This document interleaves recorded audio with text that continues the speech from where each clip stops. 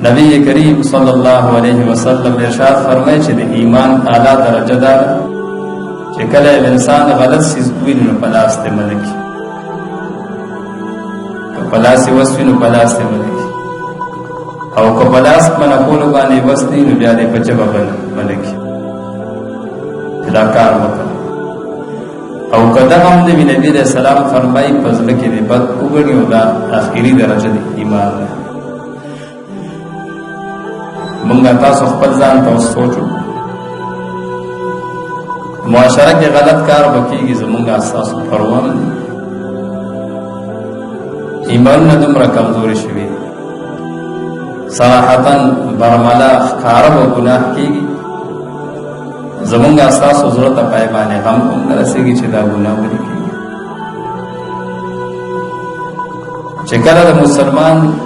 د ایمان دومره طاقت او قوت پیدا شي چې د کم از کم بل مسلمان په ژبه باندې منع کولی شي، دا به ایمان وي، او بیا به الله د دې سره مدد هم کوي، فیصلې به هم کوي. او چې کله د ادنا درجې نه دا کمې درجې نه ایمان ښکته راشي نو بیا به الله جل شانه په دې امتحانات راولي او تکالیف مصیبتونه عذابونه ورکړي.